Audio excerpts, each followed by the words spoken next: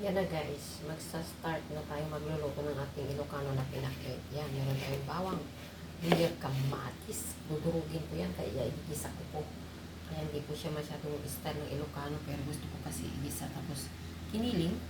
Ito yung ating talong. Yan, tignan nyo naman ang aking talong guys. Ganyan na siya. At ang ating ampalaya. Ayan, at ang ating pinaka-importante, ang malunggay. Ay, Sus Maria Jose. So yan guys, naglagay na ako ng mantika sa kawali ha. Pinatay ko kasi kaya hindi pa siya mainit. Ayan, lagyan natin yung una yung ating luya. Gusto ko may luya ang pinakbit ko guys. Bali, ang Ilocano pinakbit po ay hindi po ginigisa. Nilalagay ko lahat sa isang lagayan pero gusto ko siyang igisa yung karne niya kasi para madurog yun din yung ating durog din yung kamatis. Bawang na. Bawang na. Yan. Patayin lang natin ng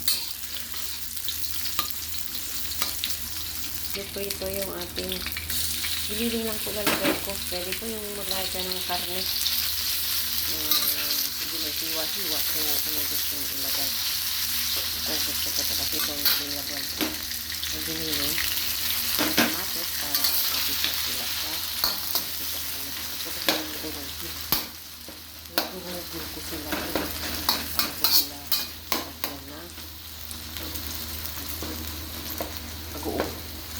Naiiba po ang kamatis dito guys, hindi na duduro. Alam niyo na, lagyan natin ng sampalasa. Hindi po yung buo konti lang yun. Pinaka-importante sa lahat ng halulong pinakbat guys sa Ilocano is bagoong. Gusto ko po ay maalat. Yan. Maalat talaga yan. Kasi nga po ay pinakbat Ilocano. Mga Ilocano po pag magdiling-diling medyo maalat. Depende na lang kung di sila pwede ka maalat. Ganyan po. Yan. Bango. Lalagyan ko siya ng konting tubig guys para maluto yung ating karne. Gusto ko lumabas yung lasa ng karne. Ayan. Dahil wala tayong siling ha, palalagyan ko siya ng sili na ganyan. O, diba? Ang sarap. Ang bango po guys. Grabe. Magkukutom ang makakaamoy nito. Sige, masong biyag ko. Ngayon na. Sagpaw pa lang apong na imasong. Di ba guong gamin talaga pampaimas. Apo ti pinakol. Ayan ko guys, ang malunggay. Yan. Malunggay ang uunahin ko. Medyo nadurog naman po yung kamatis kasi medyo hinug siya. Yan ang gusto ko sa kamatis.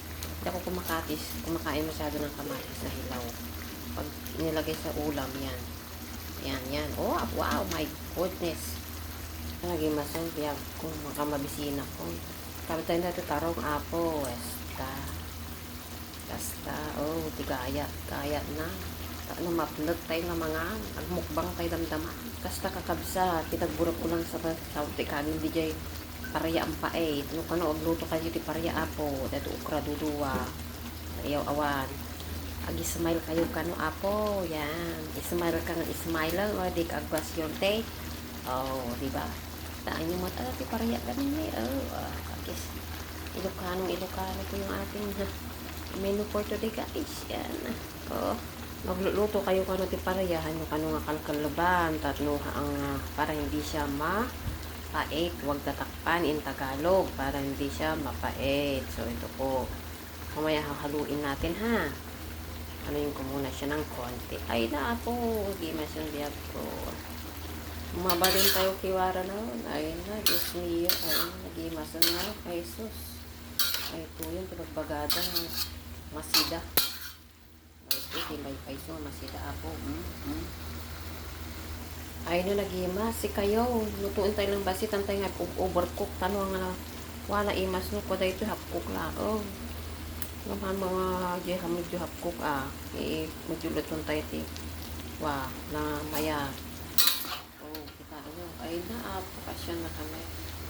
Oh. Wow.